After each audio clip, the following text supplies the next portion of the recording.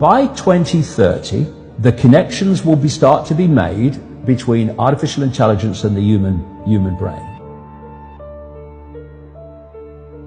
We've been through a process of preparation, of getting people, first of all, stage one, addicted to technology that they hold, holdables, smartphones, tablets. That's basically achieved. You just have to walk through a city and you see the addiction. And they're targeting specifically the young. Why? Because the young of today and the children of today are going to be the adults when they want to bring this AI connection in full blown. For that to happen, they have to get people addicted to technology to the point where they'll accept it and where it's the most natural thing in the world. And it's happening in front of our eyes. The first stage is to get people addicted to technology to the point where, at the most extreme, they'll get up in the dead of night and they'll queue, stand in line outside an Apple store to get the first of the new technology. And what they want eventually, and not too distant into the future, is people basically lining up to be connected to AI. In the same way that people in Sweden now are having parties to celebrate someone being microchipped, right? All this connects. So the next stage, because the idea is to get in the body, the next stage is to get on the body. So we went from just holdables, we went to wearables, we went to Bluetooth and Google Glass and Apple Watches and all these other gadgets that go on the body now. Even what they call electronic tattoos that are basically microchips on the skin. And the next stage is to go in the body, which is already starting in places like Sweden. And people like Ray Kurzweil, who is a Google executive, Google and Facebook are really at the cutting edge of this stuff. People think it's a social media operation only or a search engine only. No.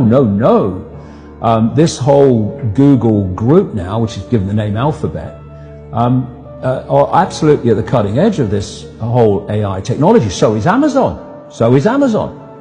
Amazon's got contracts worth hundreds of millions of dollars with the CIA and the Pentagon for cloud services and stuff. Yeah, they have massive data services. Massive, yeah. The consumers don't see. So the idea is to take this on. And what Kurzweil is saying, and he claims an 80% success rate in his predictions of incoming technology and when it will come in. But, if you know when it's going to come in, then you've got a great chance of predicting it, haven't you?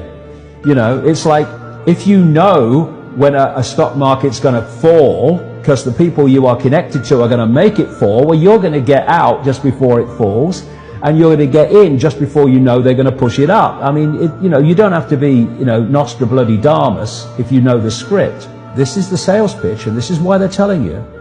The sales pitch is, when we connect to artificial intelligence, we'll be superhuman. That's what the sales pitch is. That's his sales pitch. Right. That's going Siri, to be the sales pitch. Alexa, all these things. Yeah. What you've got is the idea that connect to AI and you'll become superhuman intelligent. No, you'll become subhuman intelligent. You'll become a vehicle for artificial intelligence. And whoever controls artificial intelligence will control the perceptions of every mind that it's connected to. If you're going to make a physical connection with AI, you're not going to do that on a mass scale until you've made a psychological connection. And there is a process, a psychological process, which is known as preemptive programming. Preemptive programming is this. You're going to usher in a world that is so different, so dramatically different to what anyone's been used to, that you're going to have an obvious resistance purely by the chasm of difference between the world people are used to and the world you're taking them into. A resistance that says, hold on a minute, you want to do what? What? So you prepare them for it through preemptive programming. You put out a stream of movies out of elite-controlled Hollywood. You put out television programs, you put out books, you put out all these things that basically portray the world you want to take people into. This is why you've seen so many movies about control by robots, control by technology, of synthetic humans. You have the dystopian society being portrayed and portrayed and portrayed. And what that's doing, it's making the subconscious, to an extent the conscious mind, familiar with the world you want to usher in. So when you literally start to bring it in, there's not that chasm that there would have been before. There is almost a familiarity with it because you prepared people by portraying it over and over again in movies. Another part of this psychological connection with artificial intelligence, so we'll accept the outcome that I've talked about, is these Alexas and these Echoes and these so-called office assistants or personal assistants. You start to interact with them as if they're human. And now they're bringing in internet-connected toys for kids, even little kids, and Barbie dolls that they can actually have conversations with artificial intelligence.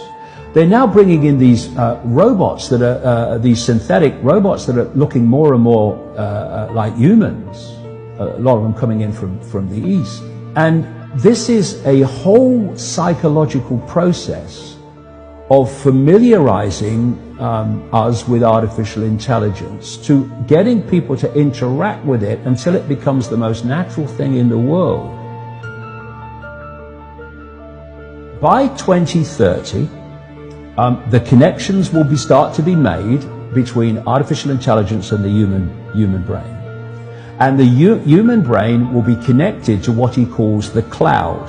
Another name for this is the smart grid, basically to artificial intelligence. As time passes, artificial intelligence will be more and more of human thinking and human perception until basically it's the totality of human thinking and human perception, at which point we won't be human anymore in terms of the consciousness processes we are using today. We will be artificial intelligence.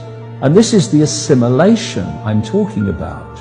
If you are connecting the human mind to a grid, a global technological grid, that grid can be centrally controlled. It will take at the center point very, very few people to run it, and even fewer to decide how it's run. I say this to kids and anybody else: how long could you live without your smartphone? What is an alcoholic? Well, an alcoholic is someone addicted to alcohol. Yeah. Why is he addicted to alcohol? Because he can't stop drinking it. But you can't put your phone down. And if you do, within a few minutes you pick it up again, because you're addicted to it. So are you controlling that bit of technology in your hand, or is that controlling you? That's controlling you. Do you want your life controlled by a bit of technology? Do you want the rest of your life controlled by it? Or are you now going to go, I'm putting this down? If technology is going to be the servant rather than the governor, it has to serve the interests of humanity, and humanity does not have to serve it. We're in a situation now where humanity is serving technology. And it will be serving AI. Increasingly, it is serving AI in its algorithmic expression.